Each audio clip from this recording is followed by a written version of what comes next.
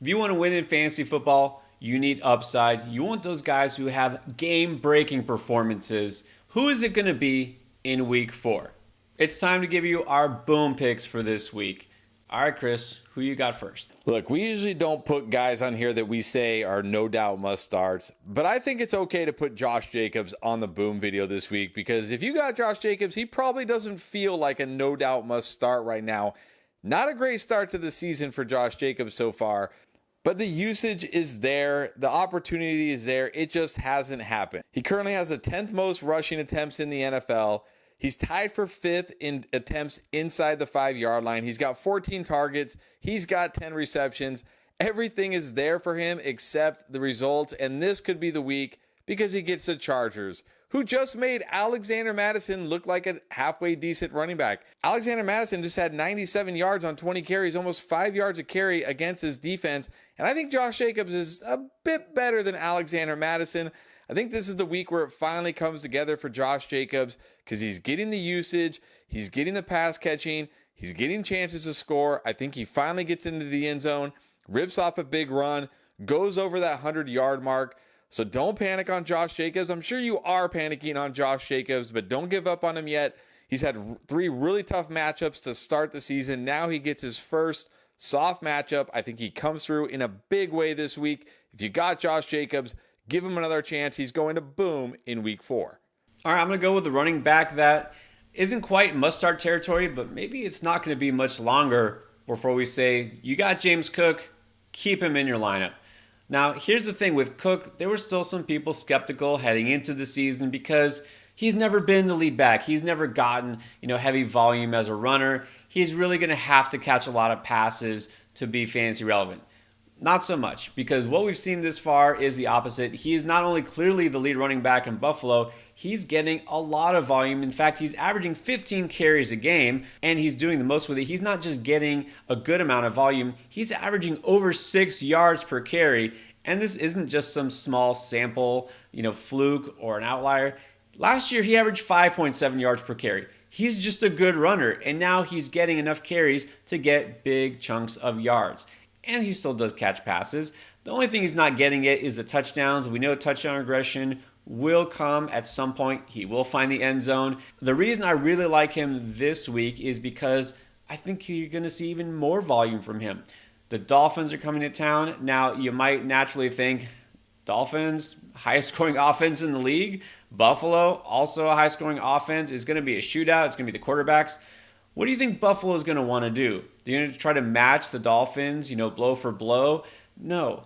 When you want to slow down a really potent offense, you control the ball, you don't turn it over, and you run the ball. We're going to see a lot of James Cook this week, and this Dolphins run defense isn't the greatest because if you remember back in week 1, they made Josh Kelly look really good. Everyone was picking up Josh Kelly. He went for 91 yards while Austin Eckler was also getting a big chunk of yardage. So I think it's a big James Cook week. I'm all in on James Cook in fantasy this week, but I'm especially in on underdog. Look, if you know about the pick'ems that you do every single week, you can go higher or lower on all sorts of things. Right now, James Cook, early in the week, 60.5 rushing yards.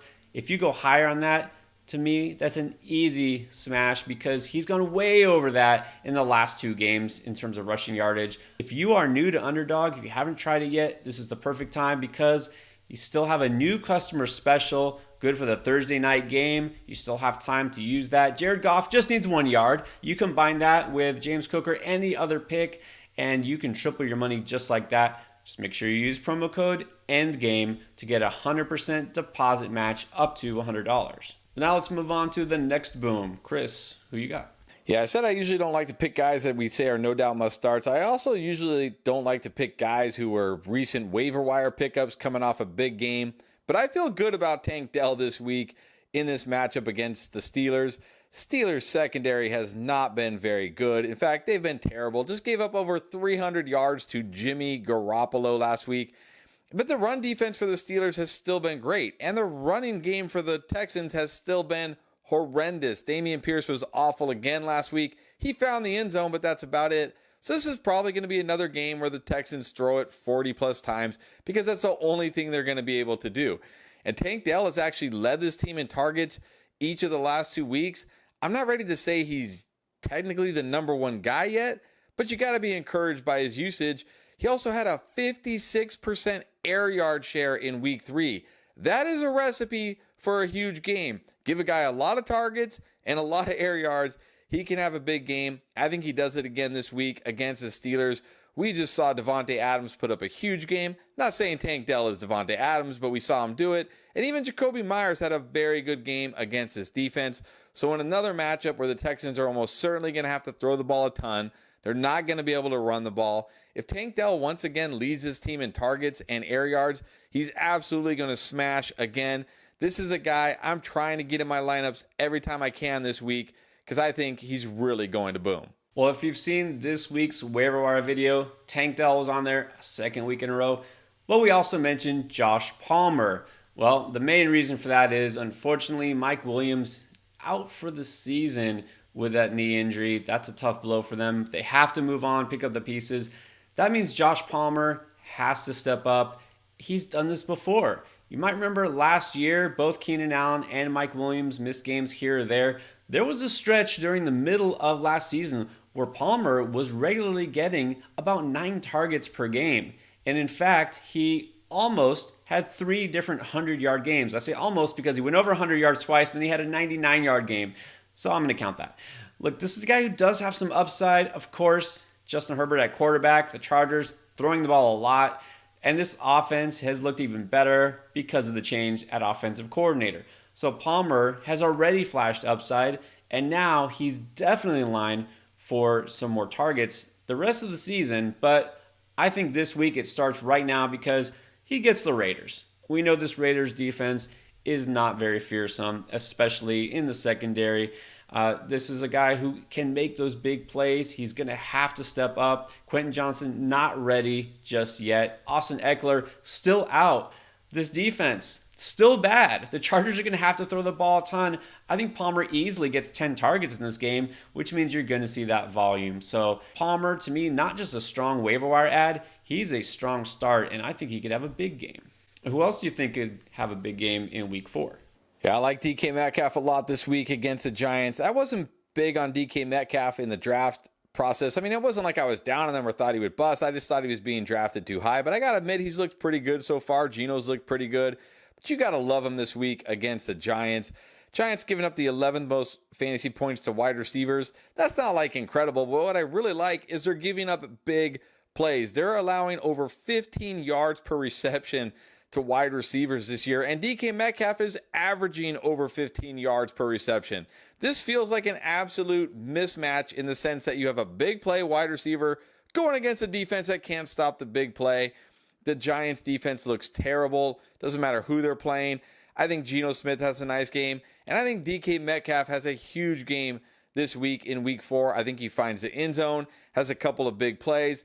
Definitely goes over 100 yards. I know DK Metcalf is a guy, if you have him, you're pretty much starting him every week. But I think this week, he's going to help your team to victory with a big game. So DK Metcalf, another guy I think is going to absolutely boom here in week 4. Well, believe it or not, I'm going to take somebody on the flip side of that same matchup. This is a guy that I've actually been pretty adamant about pointing out that I didn't draft him anywhere this season.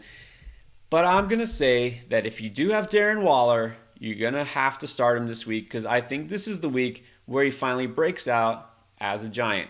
So let me explain. Well, first of all, he hasn't scored a touchdown yet, right? It's got to happen at some point. This is a good chance for him to do it because it's Seattle. Seattle's been giving up 10.4 yards per target to tight ends. That's one of the highest figures. They've been actually gashed by tight ends so far, and they haven't faced, guys like Travis Kelce or Mark Andrews yet. But also, here's the thing. Even though Waller hasn't put up big yardage, he is getting targets, and that's what you want to see. 20 targets so far in 3 games. Part of it is the matchups. I mean, they faced the Dallas defense. They faced the San Francisco defense.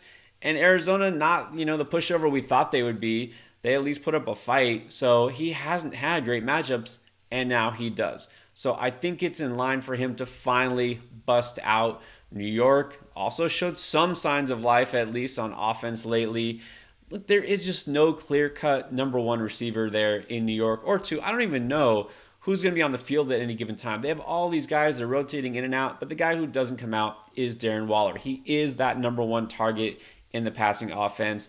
It's all lined up for him to finally have that smash game. So don't bench him now. In fact, put him in wherever you can. All right, maybe a couple surprises in store to end. Who is your last boom? Yeah, definitely a surprise here, but sometimes you got to just go with what you see, not only with the player, but with the matchup. And that's how I'm feeling about Russell Wilson this week against the Bears. This Bears defense, any way you slice it, they are probably the worst defense in the NFL. They don't get any pressure on the quarterback. They give up big plays. They give up everything. And Russell Wilson has, dare I say, looked pretty good this year. Maybe he's not completely cooked. He's gone over 300 yards each of the last 2 games. He has 6 touchdowns this year against the Bears. Like, is he not going to go over 300 yards? Is he not going to throw for at least 2 touchdowns? The Bears have allowed 25 or more points in 13 straight games dating back to last year. If the Broncos go over 25 points, it's not going to be because the running back scored 3 touchdowns. It's going to be because Russell Wilson threw 3 touchdowns. He's got weapons now. Cortland Sutton looks pretty good. Jerry Jeudy's there, I guess. He's got Marvin Mims, who can hit a home run at any time. This is a dream matchup for Russell Wilson, and this is a team that needs to win. Sean Payton did not come here to tank the first year and then rebuild. They are going to go out. They're going to play hard. They're going to try to win. Russell Wilson in a great spot. If you're looking for a streaming QB this week, I think Russell Wilson will be a top 12, maybe even a top 10 QB in week 4. All right, well, since we're turning back the clock, we go with a veteran that, again, I did not draft. And I, in fact, made a point of saying I don't want him on any of my teams, and I don't.